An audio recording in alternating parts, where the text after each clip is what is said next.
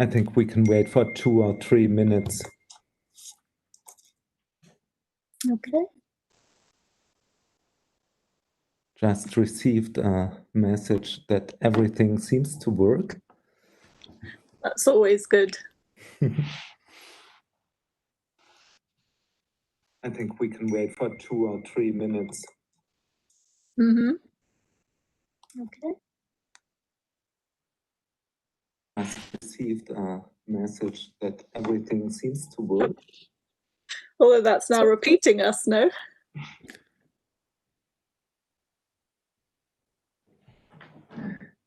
Exactly, you have to switch off to unmute your YouTube. I don't have the YouTube. Okay, so you only heard mine. Okay, then it's fine. Okay.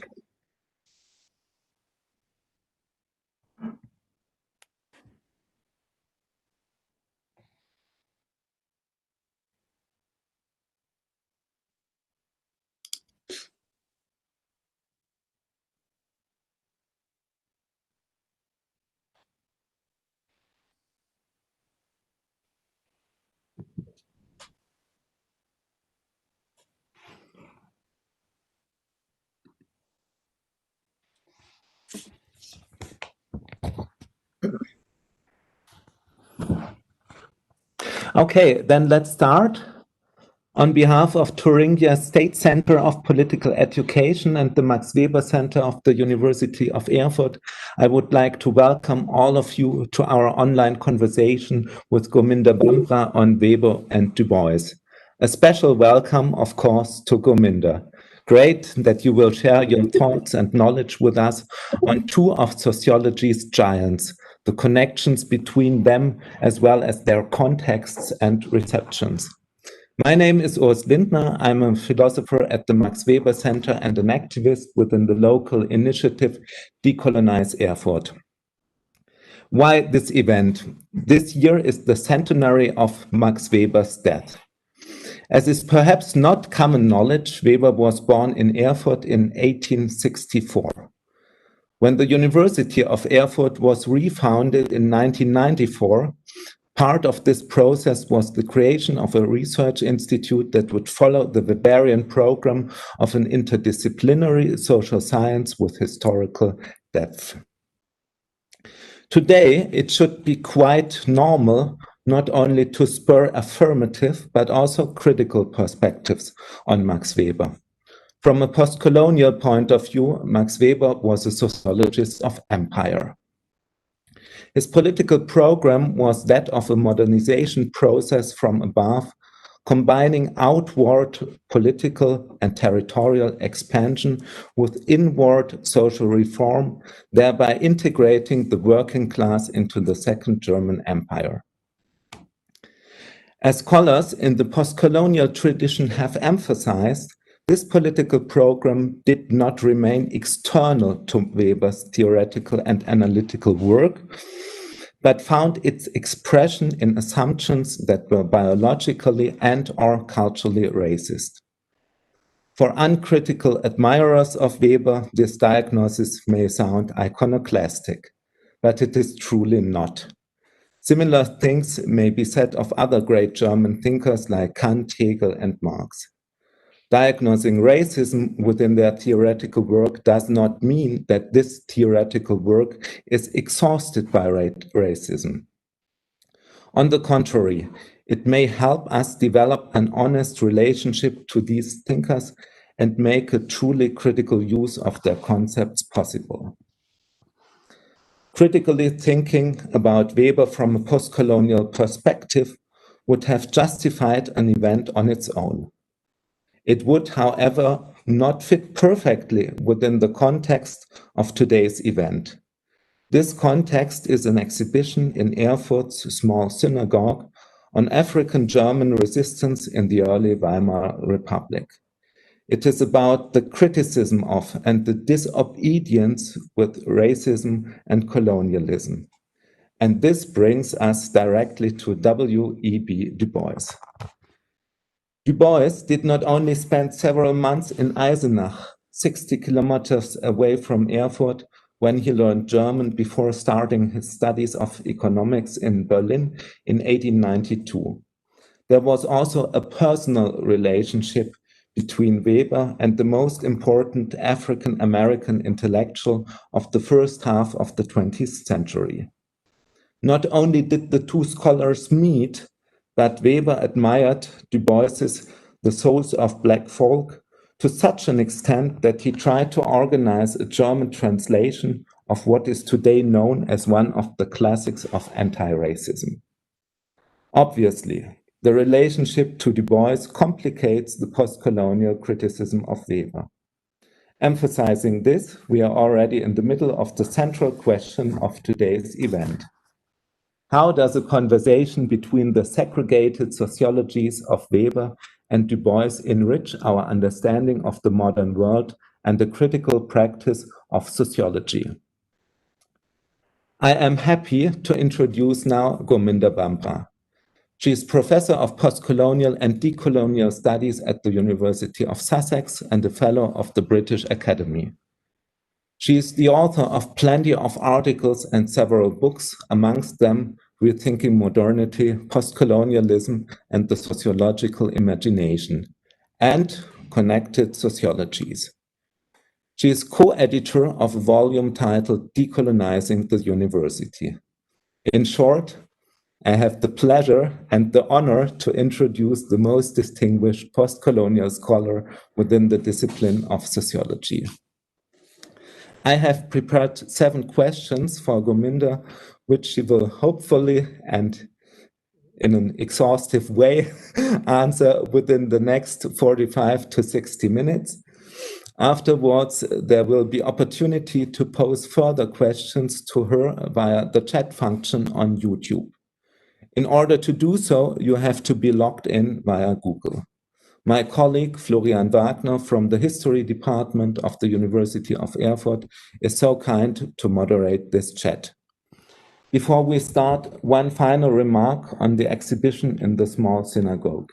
It is not yet entirely clear whether it will be closed due to the lockdown in November. Further information will be available on Wednesday by the latest, and then you can have a look at the websites of either the State Center of Political Education or Decolonize Erfurt. So, Gurminder, my first question, hi. My first question would be, W.E.B. Du Bois was a multi-talented personality. Could you give us a brief glimpse of the impressive biography of this scholar, activist, organizer, journalist, poet? Well, first of all, thank you so much for inviting me to participate in this conversation. I'm currently writing a book with John Homeward on colonialism and modern social theory, in which we deal both with Weber and Du Bois. And so it's been interesting to sort of bring them together in the preparation for this event.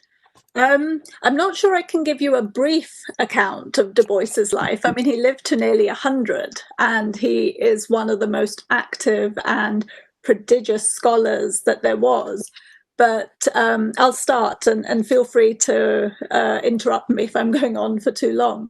I mean, first of all, Du Bois was born free, and that's an important statement to make in the context of being born in the US, where much of the US was still segregated and with forms of de facto slavery, even though the Emancipation Proclamation, which had started the process of freeing the enslaved people, had been passed about sort of 3 or 4 years before he was born. So he was born free. He was born in the North, in Massachusetts, in a small town called Great Barrington, and much of his early life was spent in a situation which was not segregated, even though racism continued to sort of be part of the context of his growing up. He goes to Fisk University, and Fisk University is in the South. It's a historically Black institution, although it was initially set up as an integrated institution. So in the period after the Civil War, a number of colleges and universities were established to try and provide an integrated education for Black and white Americans, but white Americans largely refused to attend these institutions, so they became de facto Black institutions. He did a classical liberal arts degree. He studied the classics, German and other languages as well, Greek and so on. And then he decides to start a PhD. He goes to Harvard. He's accepted into Harvard. He has to redo his BA because they won't accept a BA from a historically Black institution. And then he starts his PhD.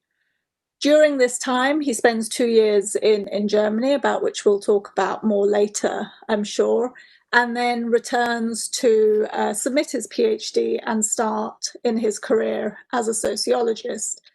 Again, despite being one of the most, already at a very young age, he seemed to be incredibly a good scholar, but is only able to apply for jobs within what are seen as historically Black institutions. So his first job is at Wilberforce College in the South. It's a professor of classics. And from there, he does get a one-year research appointment at the University of Pennsylvania, which is a historically white institution, but where he's not allowed to teach white students. So it's only a research position. But this is the context of him going on to read the Philadelphia Negro, which is one of the first sociological texts to come out of the US. After that, he gets appointed at Atlanta University, and he stays there for about 10 years or so, and he directs the Atlanta Sociological Laboratory, which many scholars, Earl Wright, Alden Morris, amongst others, have called the first school of sociology to have existed in the US. He leaves that in 1910 to go and work for the NAACP, which is the National Association for the Advancement of Colored People. He's one of the co-founders of this organization and one of the very few African Americans who's on the board. I think initially he's the only one. And he works there for about 25 years. So this is then the political phase of his career. He's very active. He's editor of Crisis, which is the monthly magazine produced by the NAACP. And he's active politically in all the issues around racial inequality, segregation that mark this period. He's also internationally politically active. He attends the Universal Races Congress, which is held in London in 1911. He's a regular attender of the Pan-African Congresses that are happening mostly within Europe. And he's just involved in these sorts of issues. Then he falls out with the NAACP over issues of segregation and particular interpretations of how and what segregation means. And he goes back to being professor of sociology at Atlanta University.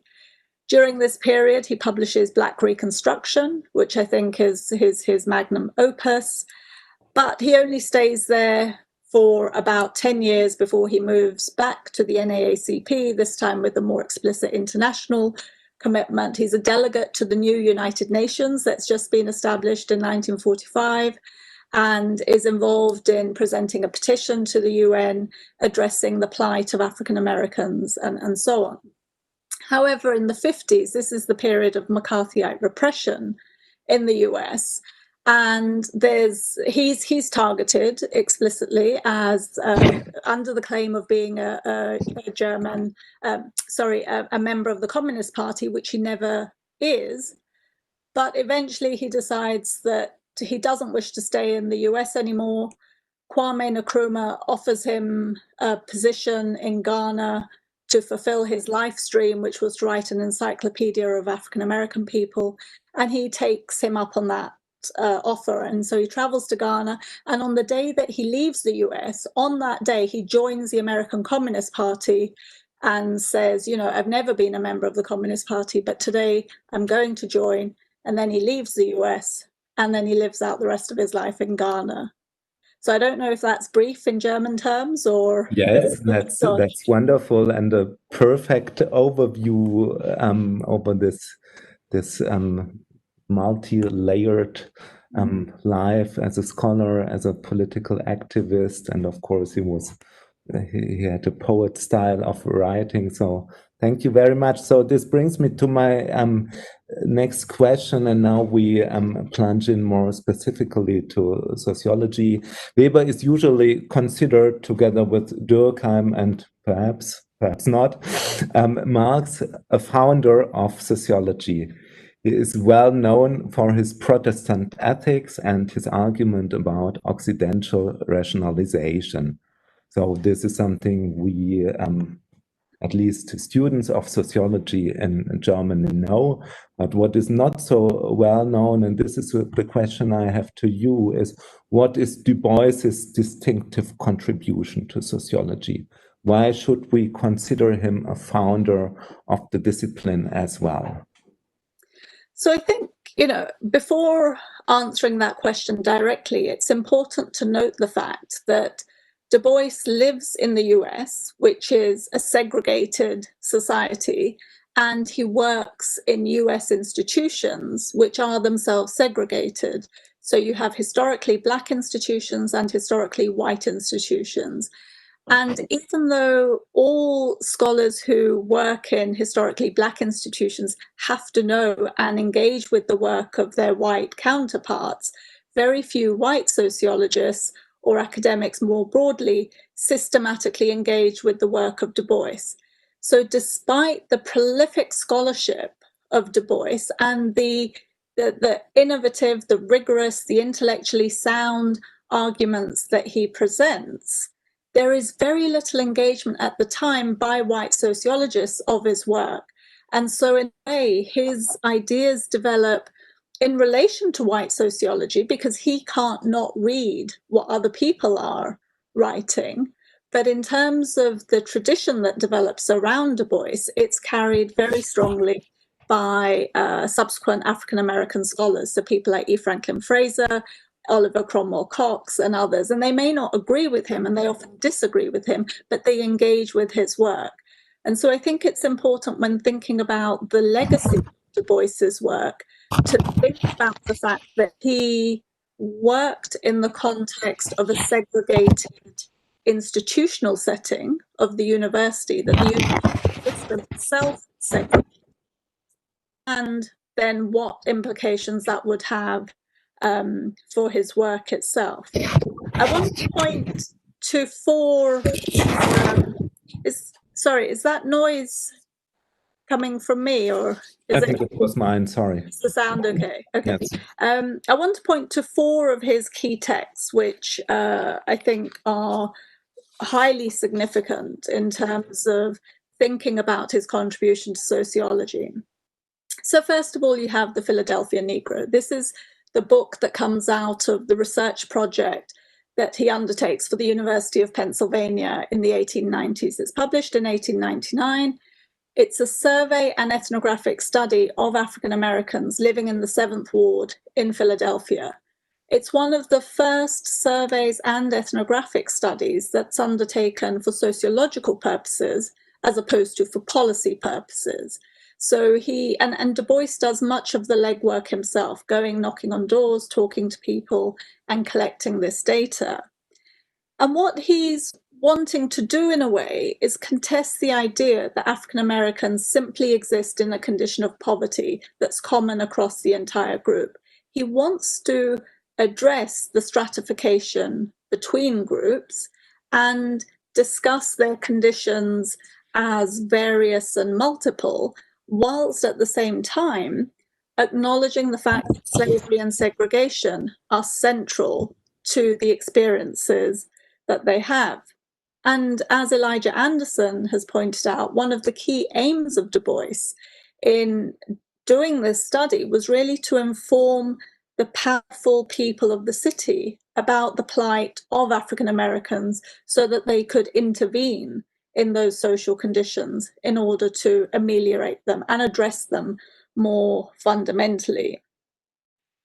Then there's the Souls of Black Folk, which you mentioned. It's the text that I think often people associate with Du Bois, and it's the one text that people read more than the others. It's short, it has short essays in them. The essays are poetic, they're very elusive, they're cultural.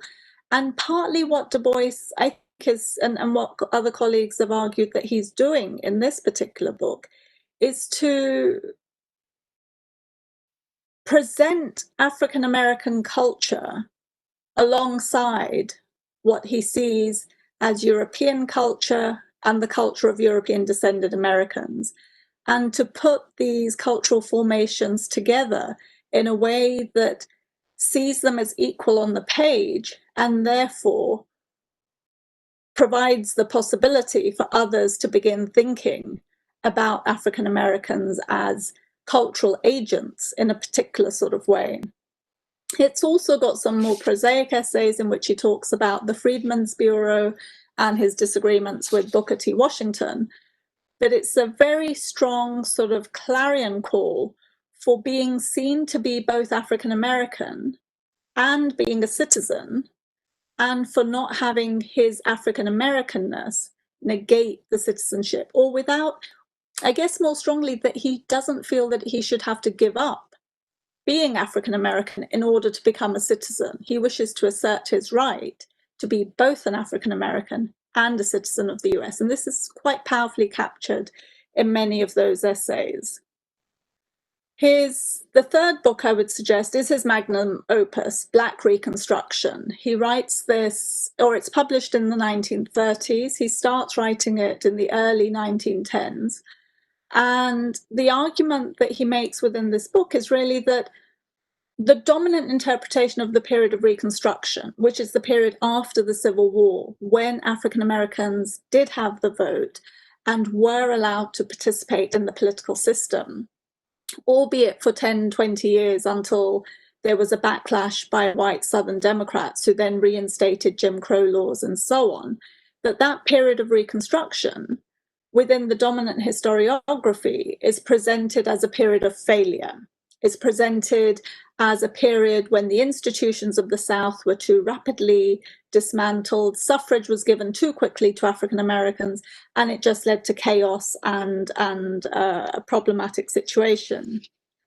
Du Bois argued against this view, and he drew upon all the resources at his disposal to point to the fact that during this period, African Americans participated in the democratic remaking of America, which was so effective that many of the changes that they brought into place remained in place even after they, as African Americans, were disenfranchised for a second time under Jim Crow laws.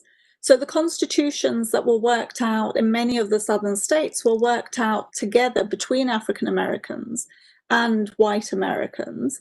But after the disenfranchisement of African Americans, the social policies that they had established continued to work for the benefit of poor white Americans subsequently. And so it was an extraordinary essay initially, and it's so important. It was published in the American Historical Review, which is the preeminent journal of the American Historical Association and so on. And yet not a single white historian engaged with his argument for probably 30, 40 years, 50 years even. That there was just silence from the white establishment towards the arguments he was making. Not being deterred by this, he, in the 30s, starts to work on transforming the article into a book. And the book is a very significant contribution to historical sociology. It's an attempt to rewrite the history of Reconstruction from the perspective of the emancipated slave. So this is the character that Du Bois puts at the center of this piece of scholarship. And what he does is seek to reinterpret the claims that had previously been made about Reconstruction from the position of the emancipated slave. And he also looks at these issues in broader context. So he looks at what happens in each of the southern states. He looks at the relationship between Black and white workers. And the work is really, one of his key claims really is that we have to understand this period of emancipation in terms of the agency of those who emancipated themselves by simply walking off the plantations, by withdrawing their labor from the slave system under which they had previously lived. They withdrew their labor, they walked off the plantation, and that he calls a general strike. And he says that we should understand this event in a similar way that we understand the French Revolution or the Reformation, that this is a key moment in the making of the modern world. It's not been recognized for what it is. And if we were to recognize it, we would understand that both the process of enslavement that preceded it and the agency of African Americans as they emancipate themselves from the system should be understood as world historical events and provide us with a way of rethinking history. The fourth book I want to mention is much less read or recognized. It's a book that's published in 1945 called Color and Democracy. And here, because Du Bois, like I said, he lives to be 100. He develops his ideas over time and he takes on board new ideas and then reinterprets his own previous thinking in light of the new ideas that he's coming to explicate. And in Color and Democracy, one of the things that's sort of central to that book is the way in which that whilst in Souls of Black Folk, he said that the key problem facing the 20th century was the problem of the color line. By 1945, he sees the key problem facing humanity, the problem of colonialism.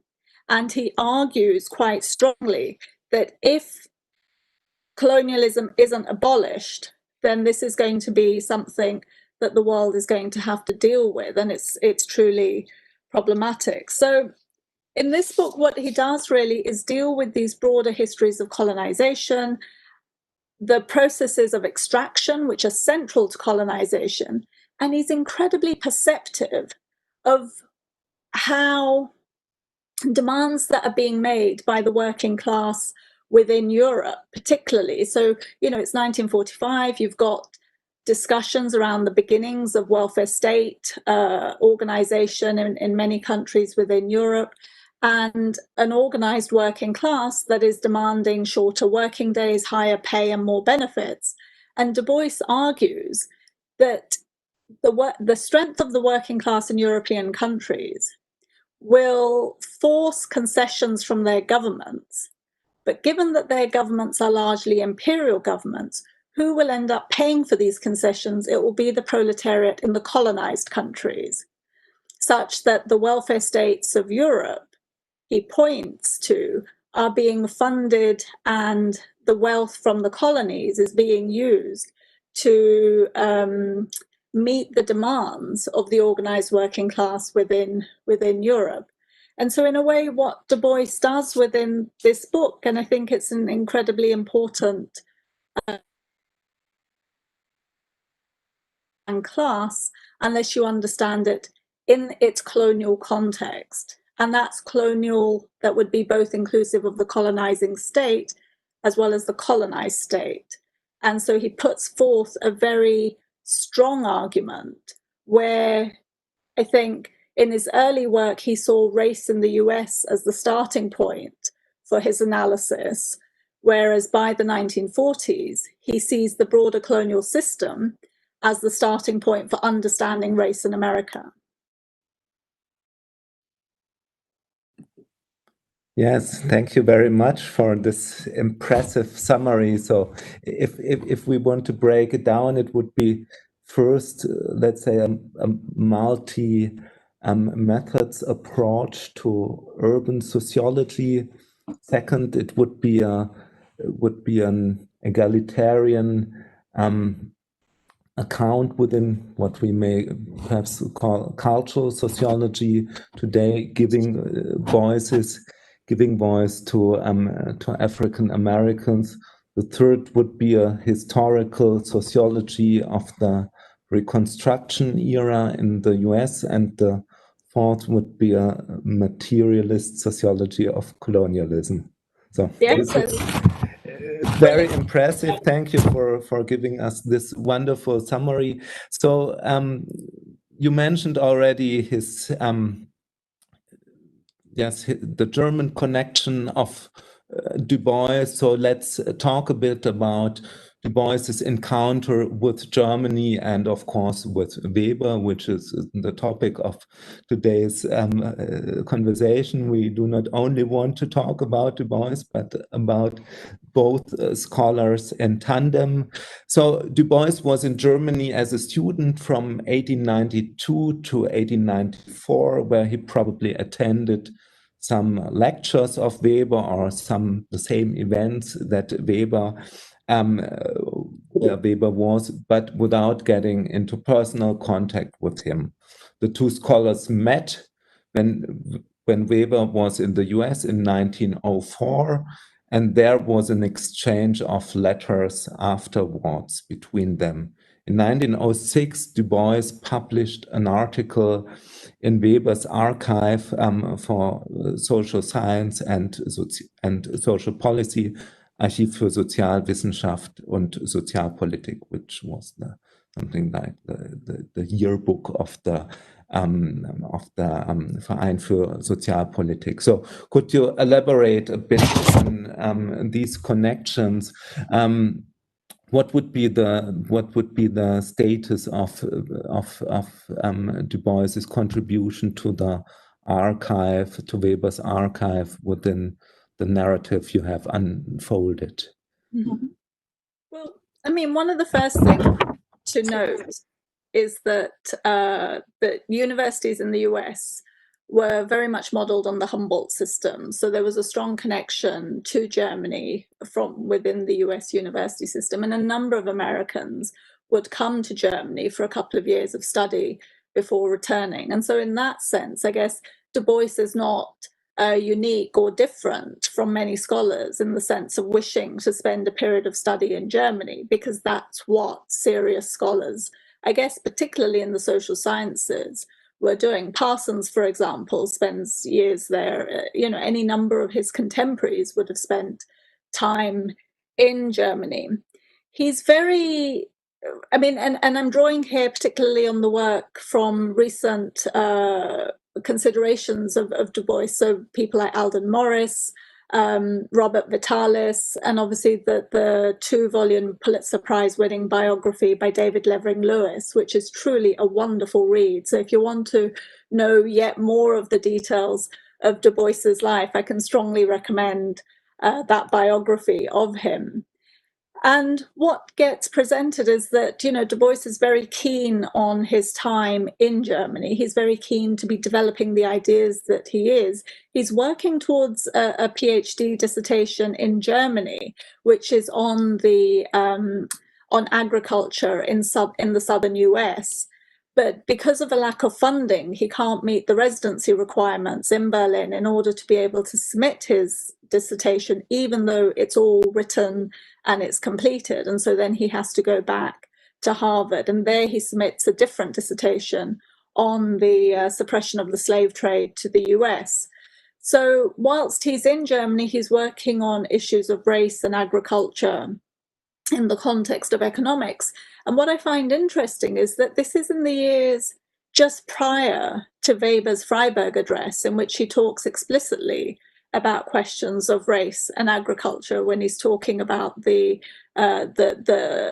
problems, in inverted commas, posed by Polish peasants who live within areas that Germany seeks to exert its sovereignty over, and the contestations that he's addressing between Polish peasants and German workers, and including Jewish workers and peasants as well in that sort of context.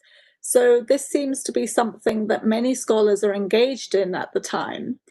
It's not clear that Weber and Du Bois met whilst he was in Germany, although it's certainly true that Weber looks him up when he goes to the US with his wife Marianne for a 4-month visit. And there Weber himself presents a paper on agriculture and race, and then on his journeys around, he tries to meet with Booker T. Washington, who's another key African-American figure at the time. I don't think he gets to meet him on that visit, but he does meet with Du Bois, is impressed by him and asks him to contribute an essay to the archive. One of the things also to be aware of, I think, is that during this period, the Verein, of which this archive is the key publication, is also in extensive discussions with Booker T. Washington, who, as I mentioned, is the other key African-American intellectual of his time. He differs from Du Bois quite extensively in, he runs the Tuskegee Institute. This is funded by wealthy philanthropists, white philanthropists, Andrew Carnegie being one of them. And what Washington argues is a need to have an accommodation between white Americans and African Americans and so on. But why the Verein is interested in Booker T. Washington is because they want him to advise them on how they can get Africans in their African colonies, particularly in Togoland, to submit to the work regimes that African Americans are being submitted to in the US. So the broader political context in Germany at the time in relation to colonies that it's beginning to establish is, instead of having plantations in the US and then you transport Africans from Africa to work in these plantations elsewhere, why not simply establish plantations in Africa and get Africans to work in those plantations for you there, except that they encounter problems in managing that regime, because the Africans who don't wish to be coerced to work in German plantations on their own land just choose to leave the area and go to other places. And so they enlist the help of Booker T. Washington to advise them on this. So at the same time as the archive is publishing one essay by Du Bois, it also has a lot of contributions in relation to this other topic.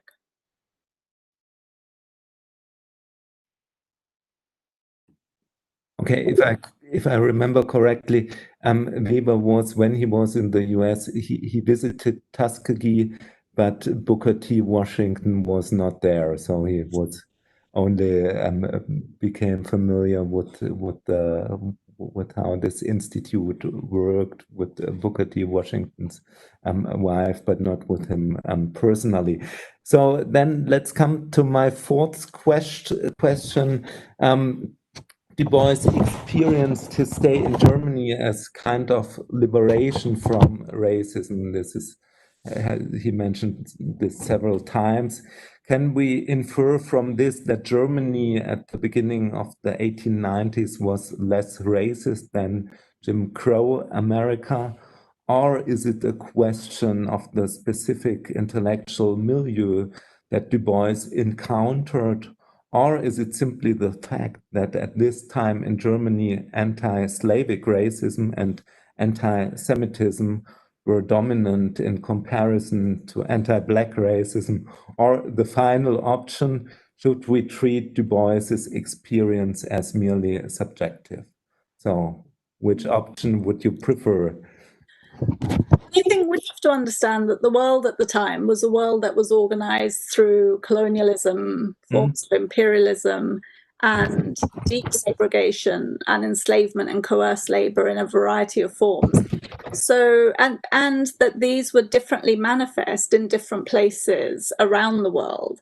And I think it's perhaps no surprise to imagine that Du Bois, who, having grown up in the relatively liberal context of northern Massachusetts, then having traveled south of the Mason-Dixie line to study at Fisk, and then going to the elite and also hierarchically stratified sort of institutions of Harvard, when on coming to Germany, would potentially feel a sense of liberation, because there he is seen as an American as well as an African American. So his color doesn't define the entirety of who he is. And any number of African Americans on coming to Europe have often talked about the liberation that they have felt personally in being in these sorts of spaces. So James Baldwin, perhaps most famously, lives in Paris for a number of years in the mid-20th century and talks about the freedom that is provided to him in that context. But the situation of people of African descent who've been born and brought up in France and other places is very different from the experience of those who come who are also American as well as being, and I think it works also the other way. I have a number of colleagues who are Afro-Caribbean, who've gone from Britain to America and talk about a space in America that they don't have in Britain, because in America they're understood as British as well as Black. And so that provides a different sort of orientation. So I think partly it's subjective in the sense that when you move, you are seen differently than you are seen in the place that you're from. But it's also that these contexts, people are able to find spaces to thrive despite however terrible situations are, or they're often able to find those spaces. And from Du Bois's own account, he certainly found that space when he came to Berlin. He found an intellectual milieu. He found, by all accounts, he dressed as a dandy, so he was able to sort of express himself in ways that he felt most comfortable. And this was a time that he always looked back on with good thoughts, as it were. But I wouldn't want to take from his experience to then make any comment about the general social structural nature of either society, because as you said yourself, it's not as if there weren't intersecting forms of racialized hierarchy that were creating the context, particularly for people of Polish descent or Jews within the new state, the new German state that was being established, that would have had its own sort of consequences for those of that region. Mm-hmm. So my next question would be, in Decolonizing Weber, Andrew Zimmerman has criticized Weber for being racist. His focus is twofold. First, Zimmerman argues that religion in Weber is a proxy of race, which sheds another critical light on Weber's argument about the West and the rest. This is what I called cultural racism in my introduction. The cultural superiority of Western civilization due to social configurations unique to the West. Second, according to Zimmerman, Weber displayed a considerable amount of anti-Slavic racism, both of the biological and cultural kind, when analyzing East Albion agrarian relations in the early 1890s. You mentioned already his inauguration address in Freiburg. For example, he talked about Poles as an inferior race, and he warned against their tide, a big tide of them coming with immigration. So there are typical racist concerns in Weber at this time. But if we follow Alden Morris's book that you have mentioned on Du Bois, The Scholar Denied, Weber may have dropped some of his early racism due to his encounter with Du Bois. For example, he started an argument with the racist eugenicist Alfred Plötz on the concept of race at the first Congress of German Sociologists in 1910. And he was willing to learn from a Black scholar like Du Bois to an extent the Chicago school was never inclined to do. So how should we balance the arguments of Zimmerman and Morris when critically looking at Weber? Can Du Bois via Morris help us see Weber in a more positive light? Okay, I'll answer that question in three parts. So firstly, I think that there is no evidence of Weber learning from Du Bois, no matter what Alden Morris says. And I'll come back to that shortly. I think the work that Andrew Zimmerman has done, and Manuela Buechke also has a recent article on this, where she talks about the fact that religion is for Weber a proxy for race. And so in a sense, even though Weber doesn't believe in a sort of biological or genetic understanding of race, he does put forward very strongly a cultural understanding of race, which in a way actually aligns him quite nicely with the Chicago School, who also operate with a cultural understanding of race in order to explain the hierarchies and inequalities that others exhibit. And so Weber's argument with Plötz isn't inconsistent with his earlier arguments, because in a sense, even if the biological takes a secondary place, the cultural replaces it, and the cultural continues to function in very much the same sort of way. Now, there is an argument that you could make that Alden Morris in his book sort of in a way rehabilitates a little bit Weber and points to the learning that Weber may well have done from Du Bois. I don't think there's any evidence for that. And I think what Morris is doing is something that's a little bit different, because if you remember one of the things that I was saying at the very beginning, that Du Bois operates in a segregated society and in a segregated academy. And one of the consequences of that segregation is that he's not part of the sociological canon. And in the context of arguments that have been made more recently about the need to have Du Bois in the canon, some scholars have argued that how can you bring Du Bois into the canon when people didn't think that he merited being in the canon earlier, and therefore he's not part of the conversations that are part of what constitutes the sociological canon. So I think partly, which I think is incorrect and can be dismantled in a number of ways, and one of the ways in which Alden Morris, I think, is seeking to dismantle that argument is pointing to this initial connection between Du Bois and Weber and seeking to open a space for the reintegration of Du Bois into the canon via his conversation with Weber. I have no issue with that, but I don't think that necessarily mitigates the assessment made by people like Andrew Zimmerman and Manuela Butcher about Weber otherwise. And this aspect, the last part of your question is sort of saying, can it help us see Weber in a more positive light? And I would ask the question, why do we need to see Weber in a positive light? I would sort of maybe sort of say back to you that the light of the great cultural problem has moved on. And in moving on, it shines a light on colonialism as race as the issues that are central to Du Bois's work and not to Weber. So who now reads Weber and for what purpose? Okay, thank you for this reply. Morris's account of the encounter of Weber and Du Bois is highly celebratory, as you mentioned already. One may, however, also focus critically on some commonalities between the two scholars.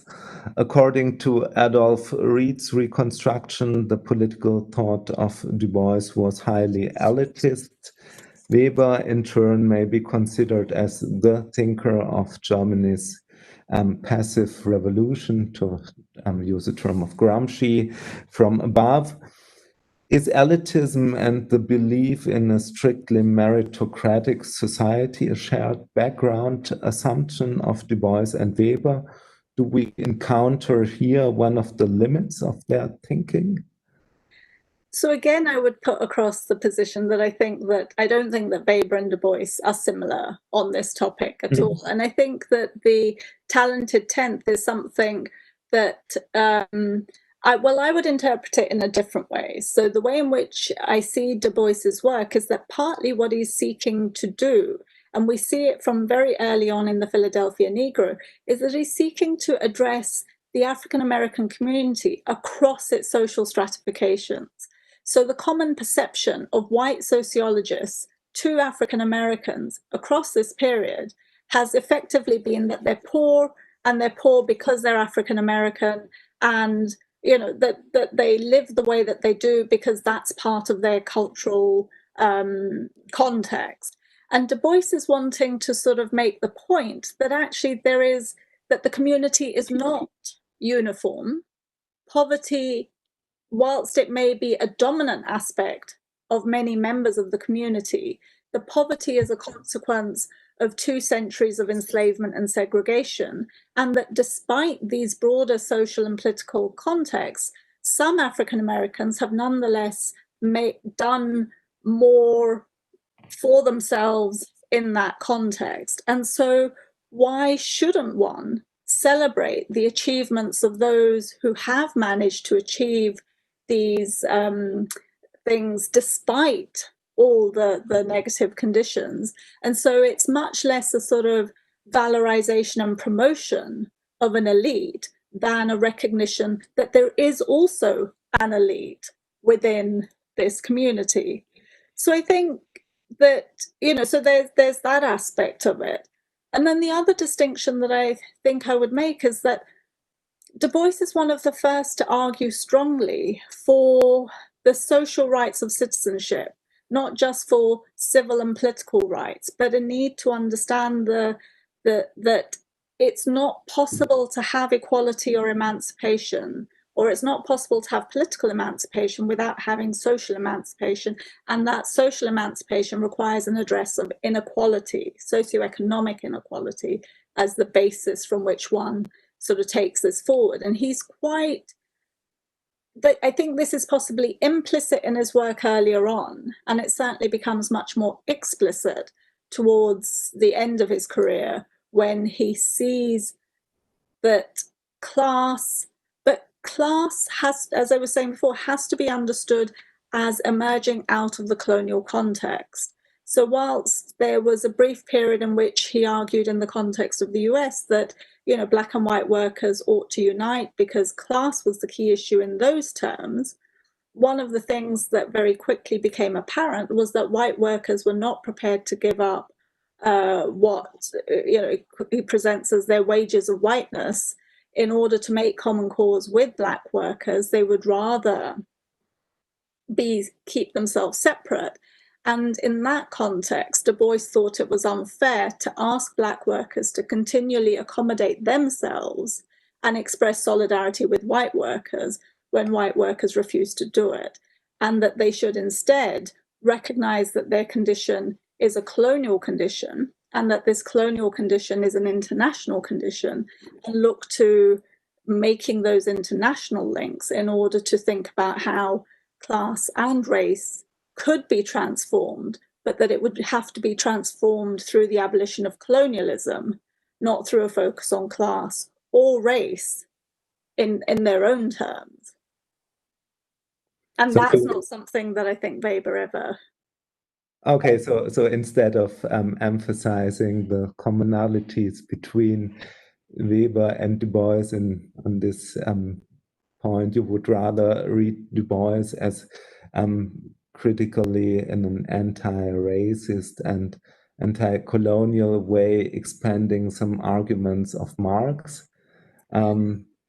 I think Du Bois does come to take up, does engage with Marx much more in his later works, but he engages with Marx as providing ideas and impetus for his own thinking. But the argument that he develops for the abolition of colonialism as the key factor in the liberation of African Americans, as well as other minorities, and actually the majority population in the world, I think makes him more aligned to the tradition of people like Dadabhai Naoroji, who's arguing against the British Empire in the context of India, and then Aimé Césaire and others. So I would put him in the line of post-colonial thinkers. Mm-hmm. Okay, this is a wonderful transfer to my last question. Du Bois in the forethought, he calls it forethought of souls of black folk, famously argued that the problem of the 20th century is the problem of the color line. You already mentioned that he, in the 1930s, he included colonialism stronger into his thinking about racism and the color line. So would you see this as a that he skipped this idea of the color line, or did he rather expand on? Did he put it on a global level, so to speak? And if he did, and if we would follow him, would the color line still be the problem of the 21st century? I mean, it's interesting, and I don't know how much other scholars of Du Bois would agree with me on this, but the way in which I read Du Bois is that he starts explicitly in Souls of Black Folk by identifying the problem of the 20th century as the problem of the colour line. And he is explicitly committed to an understanding of the position of African Americans in the US in the context of race. And race is the defining paradigm, if you like, for the ways in which he seeks to understand both why it is that they're in the position that they are and how this can be overcome.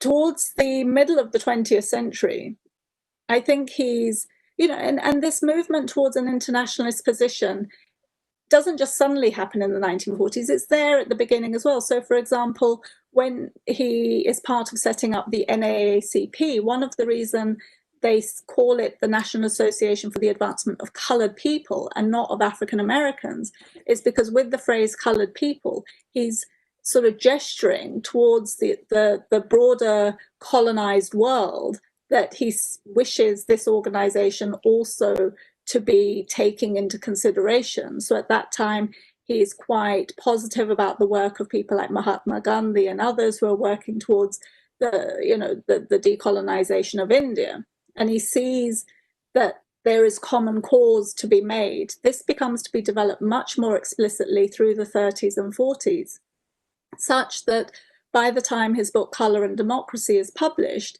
he does explicitly say that whereas previously he had thought that the problem of the colour line was the key problem, he now thinks that it's the problem of colonization, and that it's not until we have the abolition of colonialism that the problems that previously he had identified as internal to the US as somehow structured by its national character, he now understands as being structured by the US's colonial character, both in terms of it being a settler colony, even though he doesn't say much about the fate of indigenous people, but also in terms of it being part of the colonial system that has oppressed at least a quarter, if not a half, of the world's population. And until that is overturned and transformed, then the other problems are not going to be addressed. Okay, thank you very much. This was I think, a wonderful conversation for me, very insightful. Thank you so much for your answers.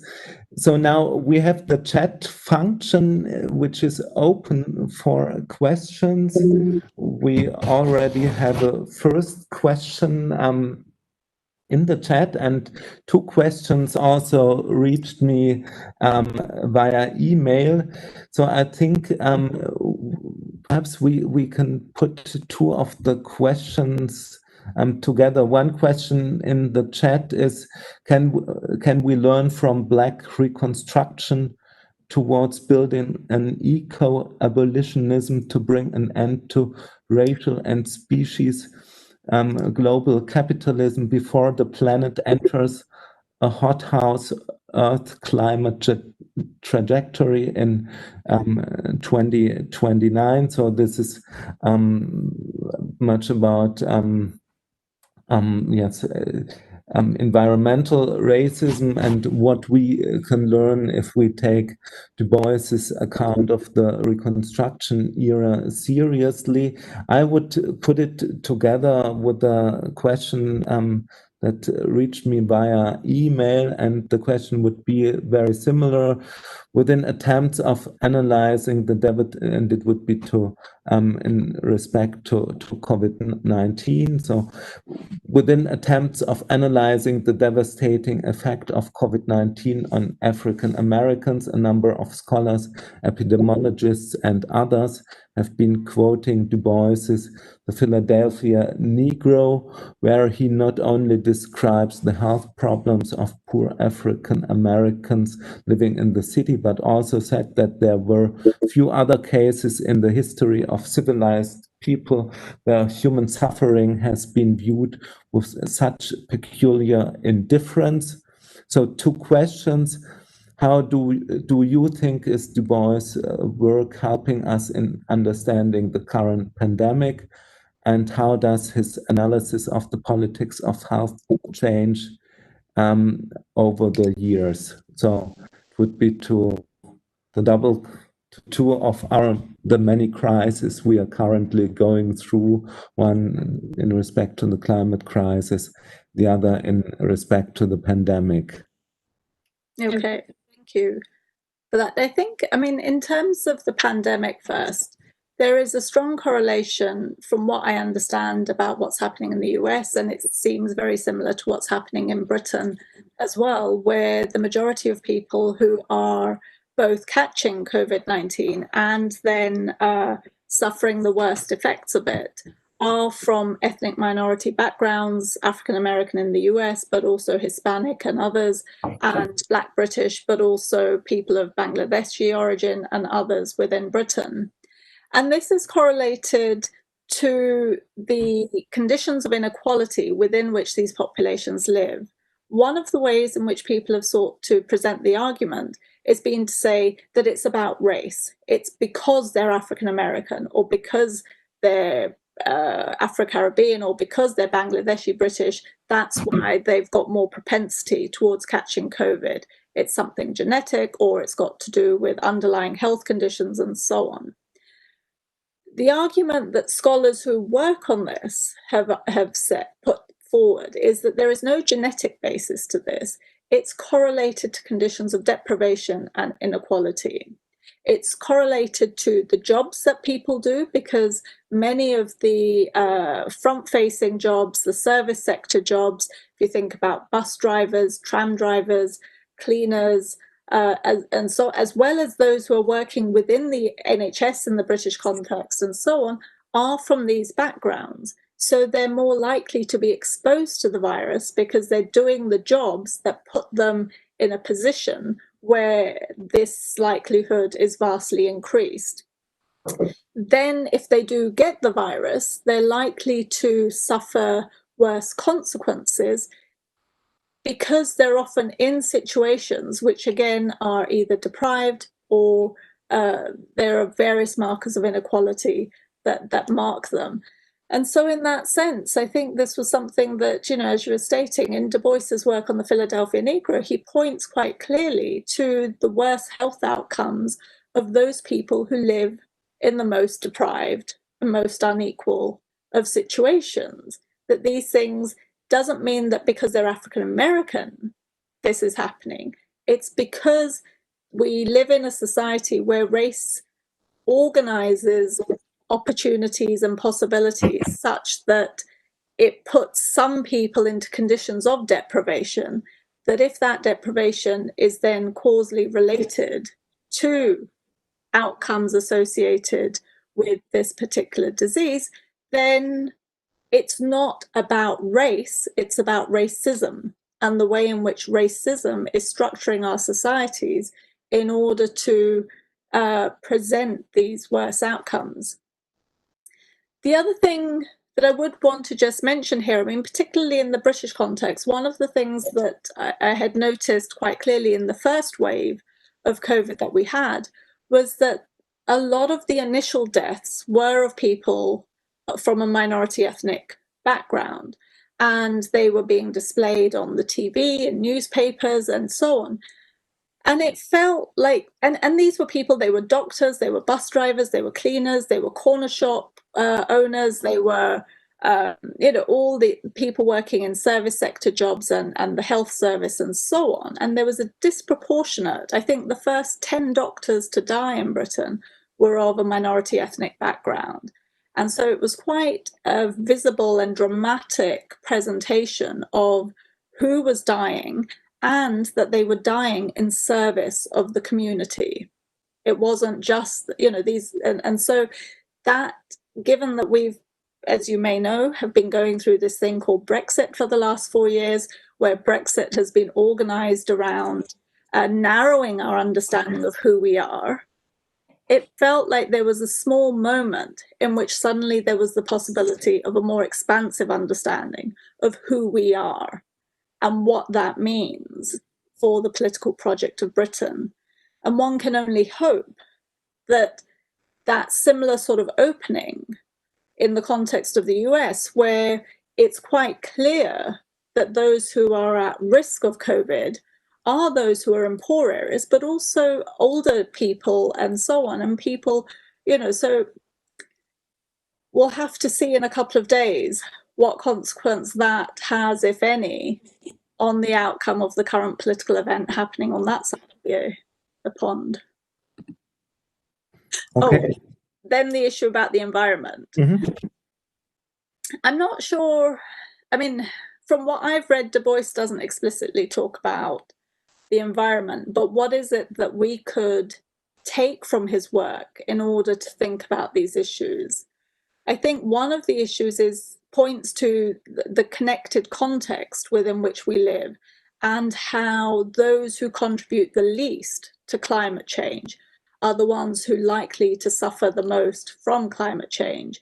So if we think again of the places where poorer communities live, they often live in areas which are most at risk of flooding, of the dramatic events associated with hurricanes and typhoons and so on. We saw that in New Orleans in the US. We see that in Bangladesh and other places in the East. And so there's a sense of what would a just orientation to addressing climate change look like. It would be less about thinking about what they need to do and thinking about what we need to do in order that they don't suffer the consequences of the lifestyles we live. And to recognize those connections, I think, would be something that we could take quite explicitly from Du Bois's work. Thank you. So I would strongly encourage you who are watching this conversation, if you have any questions, please post them. Another question that reached me via email concerns the relationship between Du Bois and the Chicago school. You mentioned that. Could you expand a bit on this, particularly with respect to race, maybe also with respect to the second Chicago school? So what was the particular difference in the approach of accounting for race? Was it, could one say, okay, on the one hand, in Du Bois, it was a social account, and the Chicago school, it was a cultural account. What about the African American sociologists like Oliver Cox, who were at least to a certain extent influenced by the Chicago school? What about this entire phenomenon of the caste school of race? So could you expand a bit on this?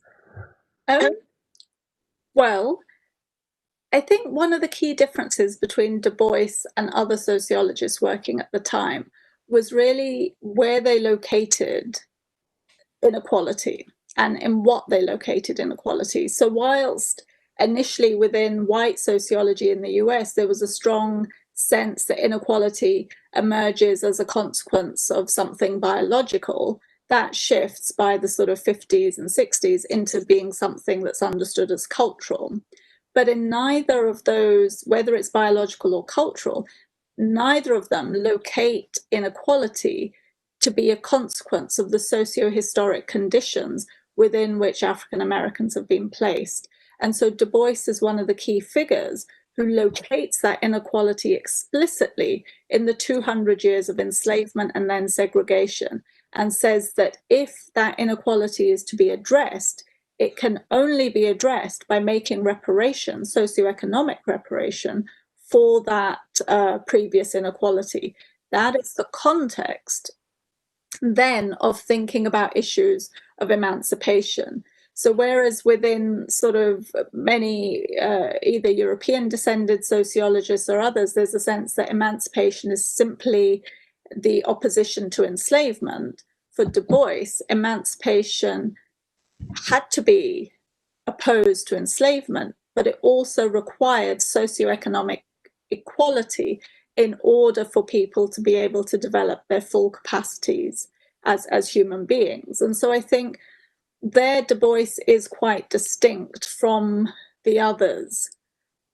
Why? I mean, there's also work that has been done that points to the way in which, because Robert Park was initially a secretary of Booker T. Washington, and he then goes on to be seen to be one of the key figures of the Chicago School, what he does often, whenever Du Bois is invited to speak somewhere at a public event, he organizes for there to be somebody who would be there to oppose Du Bois and to sort of, criticize him and so on. And so there's this quite active undermining of the arguments that Du Bois is putting forward by other members. So it's not just that the academy is segregated, but there is also an attempt explicitly to undermine Du Bois's arguments.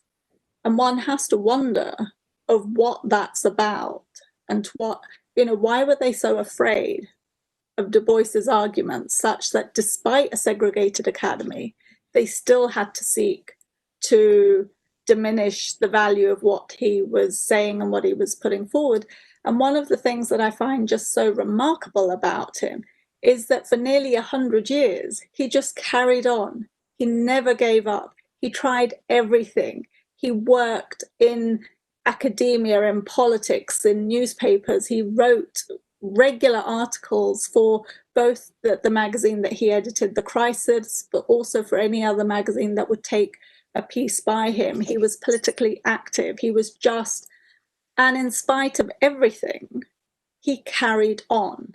And I think, that ultimately that we should learn from Du Bois, it really is that no matter how terrible the situation might seem at any point, you just keep carrying on. If you believe that what you are doing is correct, you carry on.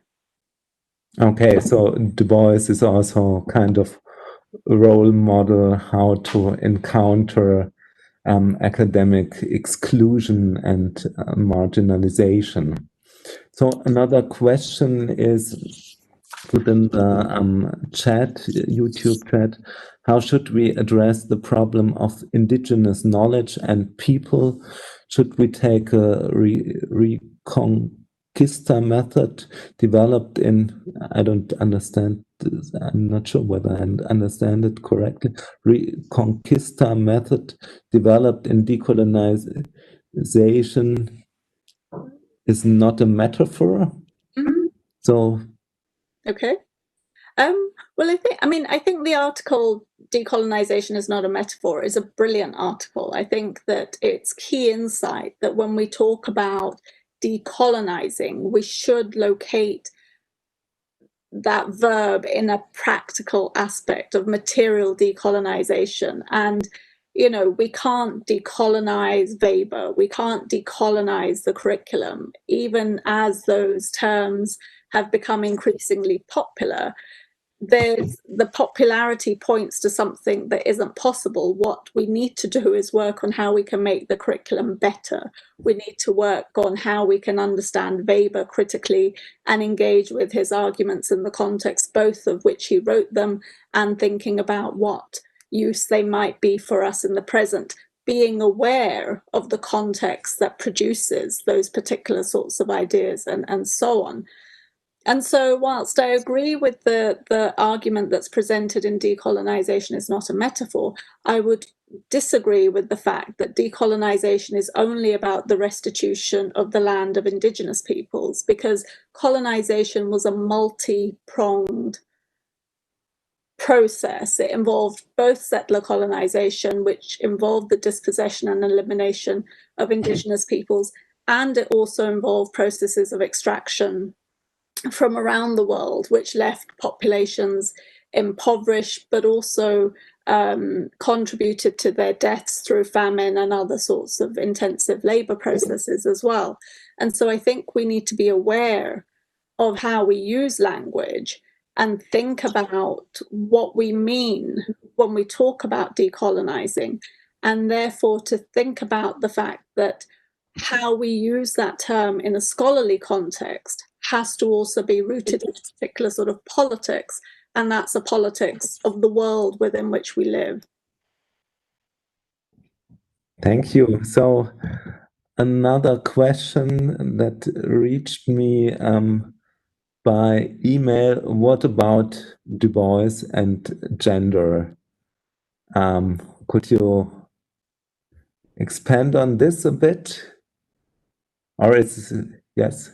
I've not read or researched on that particular topic. Yes, I don't know what I would say.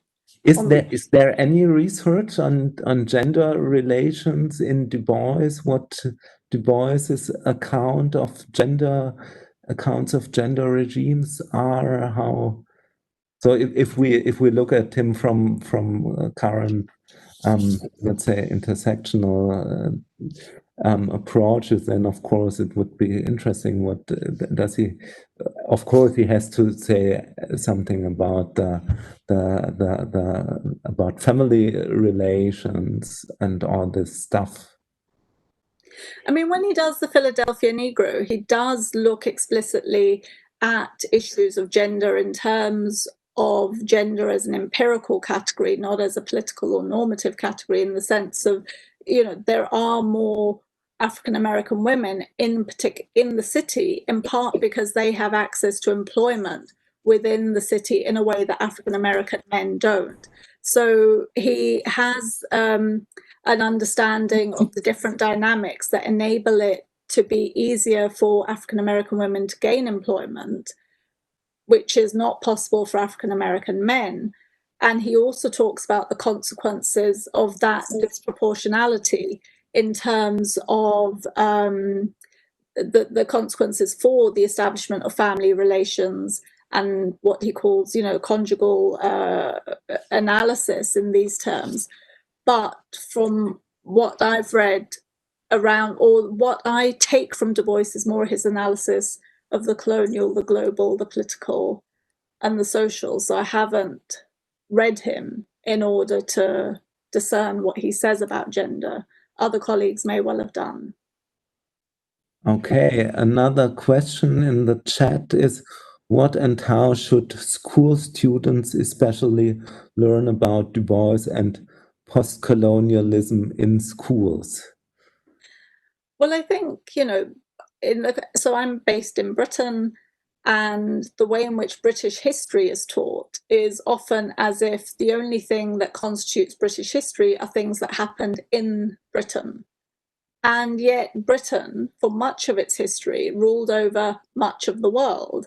And so it seems impossible to understand Britain in the present without understanding the fact that British history covered a quarter of the world's territory, governed over 1/5 of its population, including 1 and 2 Muslims by the 1920s. And so in that context, we can't understand British society today without locating it in its history of empire and colonialism. So the history of British colonialism is British history. And the same could be said for Europe, that the history of Europe is the history of European colonialism. And without understanding European colonialism, we're also not going to understand Europe. So in the context of Britain and Europe, which is the geographical context in which I'm located, that's what I think people should learn. In terms of Du Bois, I think that any of us who do study sociology or political science should be aware of the work of one of the key thinkers of the 20th century, a key thinker who was both recognized as outstanding in his own time, as well as somebody who, as you read him, it's even more extraordinary that he was excluded from the conversation that was happening. And so given that he was excluded from the conversation, what does it mean to have a canon and to only work on the canon? And then my argument is not just that all we need to do now is include Du Bois in the canon and everything will be well. But if we are to include Du Bois, we actually have to rethink the standard concepts and categories of sociology that we had previously put forward when we had excluded him, because including him has to make a difference. It can't just be, oh, great, now we've got Du Bois, let's carry on as normal. No, there has to be a transformation of the discipline as a consequence.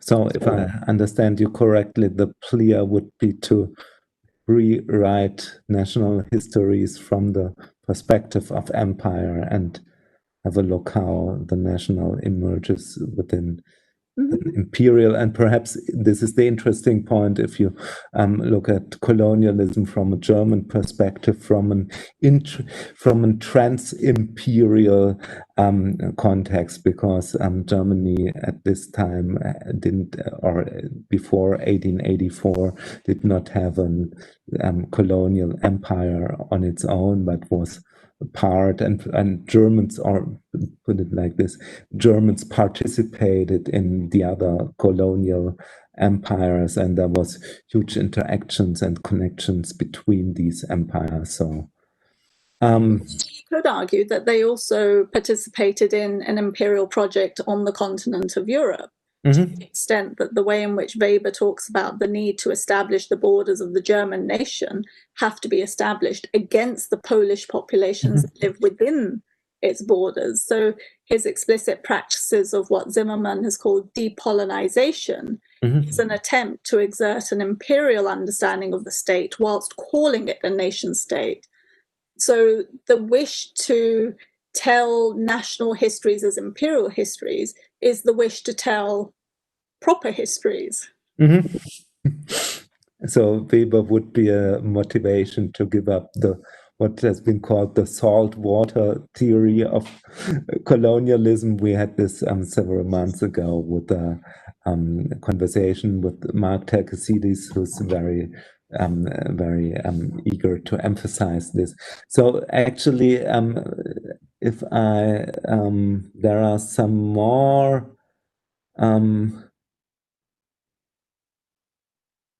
questions, and one, so my colleagues from the Max Weber Center, they prefer to send me the questions via email, which is I'm very happy with. So one further would be: contemporary Black theorists and sociologists such as Adolph Reed Jr. and Cedric Johnson argue pretty explicitly against what they call a generic anti-racism, brackets, which does not take into account the economic conditions that produce the strains of inequality associated with a more culturally understood racism. So this is what we already had. Isn't the conception of decolonization constitutively connected to economic issues, and doesn't the recourse to an analysis of race colonialism stay highly abstract without this connection? Aren't the conditions of the possibility of a radical and emancipatory politics today dependent on such a condition? So I guess your answer will be quite clear about this. Well, to the extent that I think that I'm not, how can I put it this way? I don't think reform is a dirty word. I think reform is important in order to be able to get wherever it is that we're wishing to get to. So in that sense, I think in the way in which, that there's a need to identify the problems of the world within which we're living, and to think about the ways to address those problems, and in the address of those problems, hopefully move beyond those problems into a world that's different from the way in which we imagine it today. So I would be happy if we did that work in terms of, so that the radical ideas we have are grounded explicitly in an attempt to address the existing problems that we face. I'm not sure that answers the question fully, but I'm happy to give it another go if you want to. No, that was wonderful. So I think time is running short. We already have 84 minutes in our conversation. So I would put them together, two final questions. The one is, were there any interactions between Malcolm X and Frantz Fanon and Du Bois.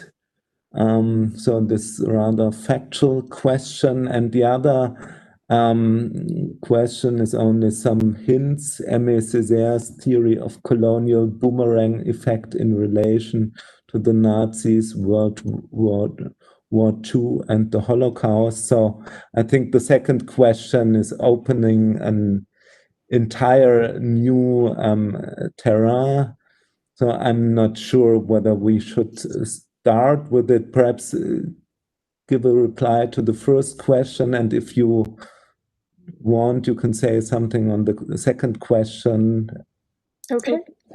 I don't know about interactions between Fanon, Malcolm X, and Du Bois, I'm afraid. I mean, in David Levering Lewis's biography, I didn't come across stuff. I mean, Du Bois is part of the Pan-African Congresses, and so one would need to look at research that looks at his participation there and to see whether the links existed. But I'm afraid I just don't know. Linking in to, I mean, I think in a way, you know, that's also quite close to Du Bois's understandings, or the understandings that he comes to have, because from being focused explicitly on the issues of African Americans in the US, he does come to understand that there's a correlation between what African Americans are living through together with what minorities, and particularly Jewish minorities in Europe, but also multicultural minorities within Europe, are facing, and then what small colonized nations are facing. So he connects the issue of African Americans in the US with colonized countries and the issue of minorities, particularly Jewish people within Europe, and sees them as located within a similar sort of matrix. And so I think that he wouldn't be that far away from Aimé Césaire's arguments around the ways in which we have to understand these horrors and these atrocities as emerging out of this broader colonial matrix that is consuming the world at that particular time. Okay, thank you. There's a last remark. There's a series of essays about the colonial boomerang effect and Nazi Germany on Verso Books blog. So I don't know these essays, but perhaps they are interesting as further reading. I think my own reading of Du Bois is that he's very open in his what he's observing. So there's one piece of him from 1944 where he says that what is done to the Jews is without precedent in modern history. So one can find with him an inclination to see the specificities and particularities of the Holocaust. And of course, on the other hand, he's quite clear that certain techniques and practices of violence were first developed within a colonial context, and then they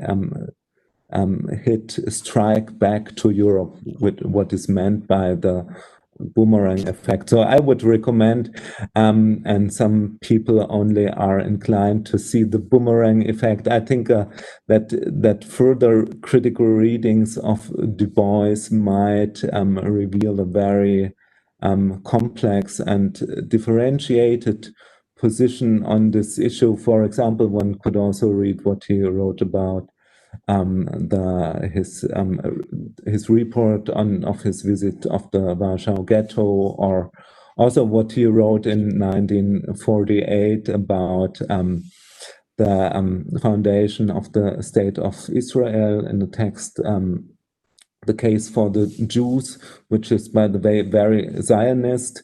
So this is, I think one can find there in Du Bois a rather complex view, and perhaps this is something for further scholarship that we could develop. So I think we had a conversation of nearly 1.5 hours. So I think we should not get too exhausted. So this was wonderful, and I would warmly like to thank you for this great conversation. So I have the feeling to have learned a lot, and I guess the audience might feel the same. Thank you so much. It's been great to be part of this conversation. So thank you, and I would now stop the streaming.